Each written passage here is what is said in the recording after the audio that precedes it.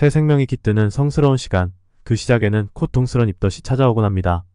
오늘은 이 특별한 여정의 입덧이 왜 생기는지, 어떤 영향을 끼치는지, 그리고 이를 어떻게 완화할 수 있는지 함께 알아보겠습니다. 1. 입덧이란 무엇일까요? 어떤 분들은 아침에 구토를 하기도 하고 또 특정 냄새에 민감해지기도 합니다.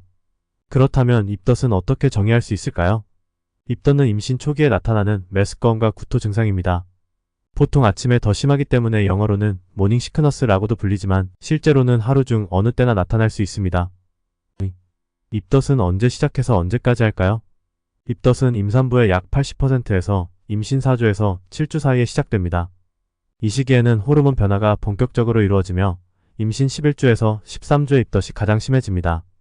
다행히도 임산부의 절반 정도는 14주 이후로 증상이 호전되며 22주 정도가 되면 대부분의 증상이 크게 줄어듭니다. 그러나 일부 임산부는 임신 기간 내내 입덧을 경험할 수도 있죠. 3. 입덧은 왜 하게 되는 걸까요? 입덧의 정확한 원인은 명확히 밝혀지지 않았지만 일반적으로는 호르몬 변화가 중요한 역할을 한다고 알려져 있습니다. 임신 중 HCG, 에스트로겐 등의 호르몬 수치가 급격히 변하면서 메스꺼움과 구토를 유발할 수 있다고 합니다. 최근 케임브리지대 연구에 따르면 GDF15라는 호르몬이 입덧의 원인일 수 있다고 밝혔습니다. 이 호르몬은 감염과 같은 스트레스 상황에서 분비되며 뇌의 구토 조절 부위에 영향을 미친다고 합니다. 이 호르몬은 일종의 경보 시스템입니다. 몸이 메스꺼움이라는 신호로 반응하게 되죠. 마치 우리를 보호하기 위해 경고를 보내는 것처럼요. 이 연구는 미래의 GDF15 수치를 낮추거나 그 효과를 차단하는 약물을 개발할 수 있는 가능성을 열어 심한 입덧을 겪는 여성들에게 도움을 줄 수 있을 것으로 기대됩니다. 그렇다면 임신 중에는 임산부가 잘 먹어서 태아에게 더 많은 영양분을 공급해 주어야 할 텐데 왜 입덧을 하게 되었을까요? 진화론적인 관점에서 입덧을 하게 된 이유를 설명해 보겠습니다. 코넬 대학 연구진이 제안한 태아 보호 이론에 따르면 입덧은 임신 초기 태아와 임산부를 보호하는 중요한 역할을 했을 가능성이 있다고 설명하고 있습니다. 임신 초기는 태아의 장기와 신경계가 발달하는 중요한 시기입니다. 이 시기에 입덧을 통해 임산부는 육류, 강한 향이 나는 채소, 알코올 등 잠재적으로 유해한 음식들을 피하게 됩니다. 과거에는 이러한 음식들이 병원균이나 기생충에 감염될 가능성이 높았기 때문에 이러한 음식에 대한 거부는 태아를 보호하는 생리적 반응으로 진화했을 가능성이 크다고 설명합니다.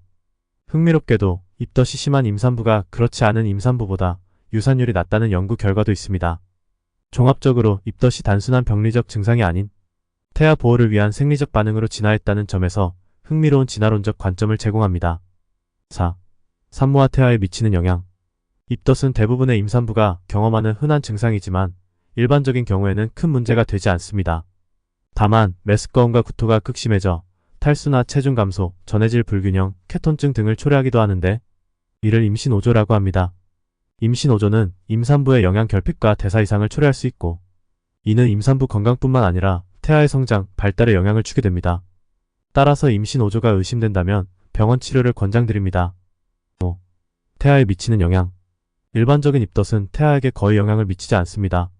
오히려 입덧이 있는 경우 유산율이 더 낮고 태아 기형과는 관련이 없다는 연구 결과도 있습니다. 물론 입덧이 아주 심한 임신 오조의 경우 저체중아로 태어날 가능성은 있을 수 있지만 연구마다 결과가 조금씩 다릅니다.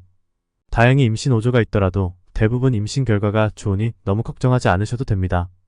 그렇다면 입덧 증상을 어떻게 완화할 수 있을까요? 입덧을 줄이기 위한 첫 번째 방법은 충분한 휴식과 스트레스를 피하는 것입니다. 또 적은 양의 음식을 자주 섭취하는 것도 증상을 완화하는 데 도움이 될 수 있습니다. 구역이 있을 때는 누워있으며 스트레스를 피하라고 권장되고 있습니다. 그 외 생강을 먹을 경우 구역이 나아졌다는 연구 보고가 있습니다. 증상이 심할 경우 의사의 처방에 따라 톡시라민과 비타민 B6의 조합인 디클렉틴 같은 약물을 사용할 수 있습니다. 7. 어떤 음식이 도움이 될까요? 미 산부인과 학회에서는 BRATT 다이어트를 권장합니다. 지방이 적고 소화하기 쉬운 음식이기 때문이죠. 이 외에도 저지방 단백질이나 탄수화물 식품은 소화가 잘 되고 입덧을 완화하는 데 도움이 됩니다. 차가운 음식이나 크래커 같은 간단한 간식도 효과적일 수 있습니다. 여러분도 한번 시도해보세요. 가장 중요한 것은 여러분의 몸이 받아들이는 음식을 찾는 것입니다. 여러분의 몸이 보내는 신호를 믿고 따를 것을 권장드립니다. 메마른 새벽, 몸을 가눌 수 없는 순간. 그 속에서도 당신은 작은 기적을 품고 있죠. 작은 손길이 당신의 손을 찾아오고 첫 울음이 세상을 밝힐 그 순간 당신의 모든 인내와 사랑은 열매를 맺을 거예요.